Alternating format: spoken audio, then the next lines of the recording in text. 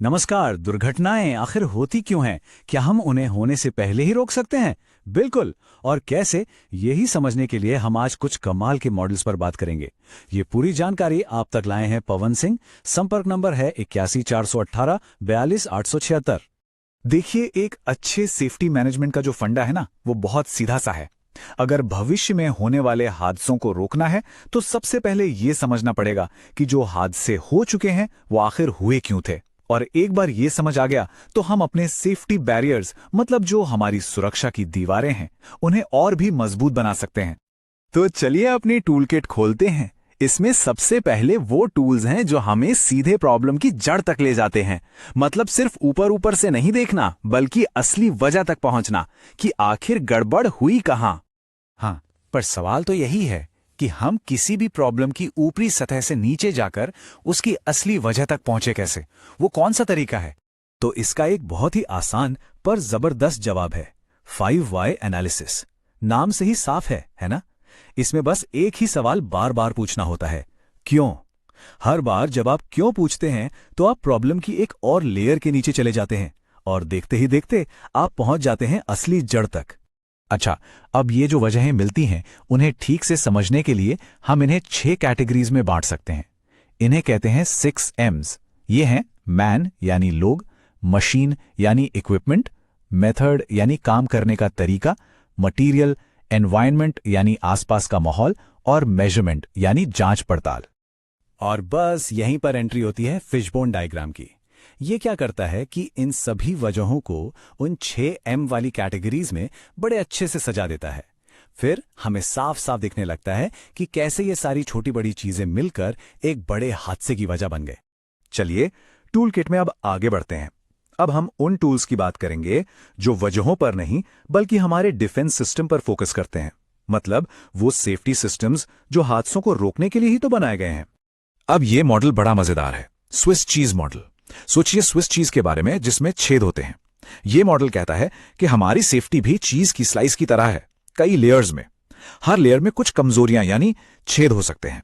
हादसा तब होता है जब सारी लेयर्स के छेद एक ही लाइन में आ जाते हैं और खतरा सीधा उनसे पार निकल जाता है।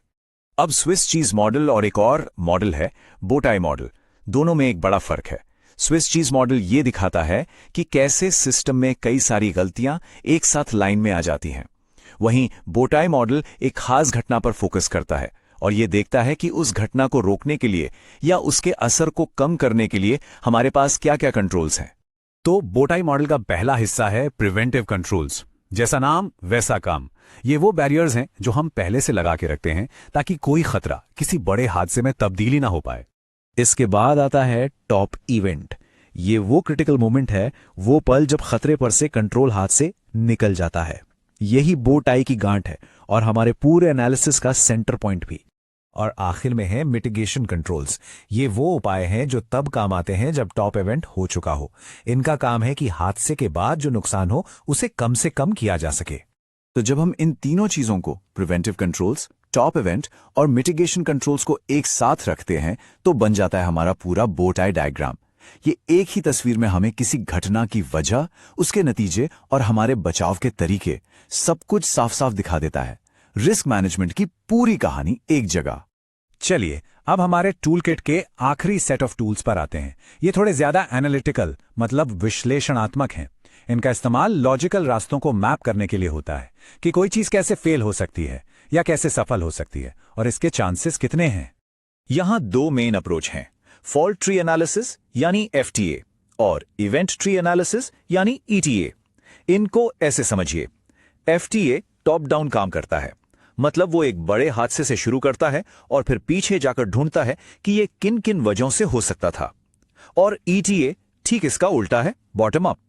वो एक छोटी सी शुरुआती घटना से शुरू करता है और आगे देखता है कि इसके क्या क्या नतीजे हो सकते हैं।